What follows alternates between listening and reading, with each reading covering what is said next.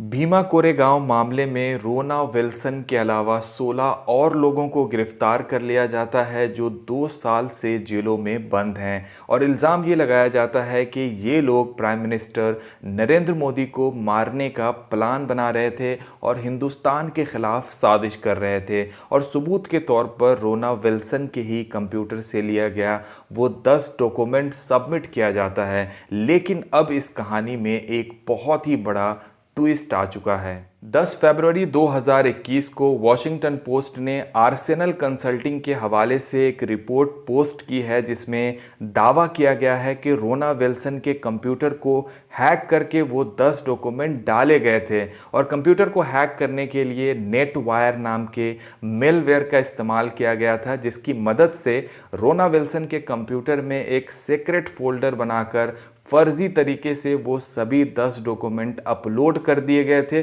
जबकि यही डॉक्यूमेंट्स की एविडेंस थे जिसके आधार पर सभी को जेल भेजा गया था। अगर आप भीमा कोरेगांव मामले को पूरी तरह से समझना चाहते हैं तो उसके लिए हमें इतिहास में जाना होगा।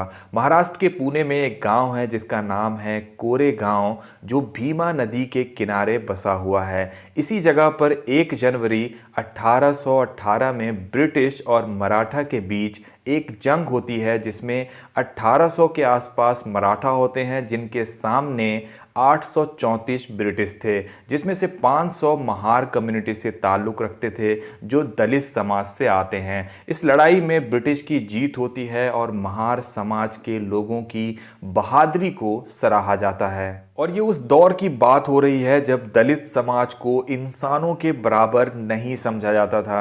और इस बात को महसूस करने के लिए मैं उस दौर के एक कानून के बारे में बताना चाहता हूँ जो उस वक्त के ब्राह्मण्स ने दलित समाज पर ज़बरदस्ती थोप रखा था।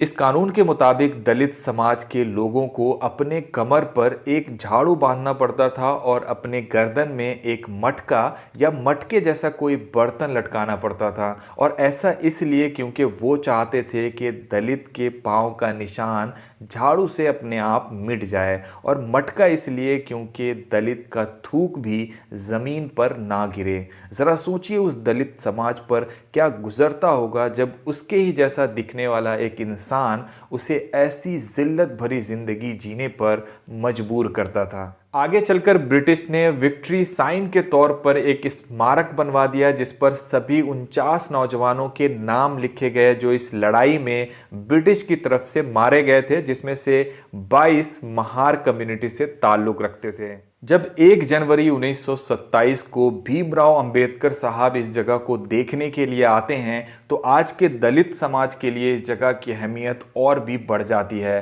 क्योंकि आज दलित कम्युनिटी जो कुछ भी है उसमें भीमराव अंबेडकर साहब का बहुत बड़ा योगदान रहा है। और इसीलिए दलित समाज का हर इंसान अंबेडकर साहब की फ़ोटो अपने दिल और घर में ज़रूर रखता है। भीमा कोरेगांव की जीत दलित समाज के लिए बहुत ही ज़्यादा मायने रखती है और इसीलिए 1 जनवरी 2018 को 200 साल पूरे होने पर उसे सेलिब्रेट करने के लिए हज़ारों की तादाद में दलित समाज के लोग इकट्ठा होते हैं। लेकिन मराठा इस प्रोग्राम को रोकने की कोशिश करते हैं, जिसकी वजह से न सिर्फ पुणे में बल्कि पूरे महाराष्ट्र में बहुत ही ज़्यादा वायलेंस होता है, जिसमें एक की मौत हो जाती है और कई लोग घायल हो जाते हैं। और इसी घटना के बाद कई सारे ह्यूमन राइट एक्टिविस्ट को सरकार गिरफ्तार करना शुरू कर देती है, जो कि अब वॉशिंगटन पोस्ट की रिपोर्ट के बाद एक बहुत बड़े साजिश का हिस्सा मालूम होता है। अगर ये साबित हो जाता है कि रोना विल्सन के कंप्यूटर में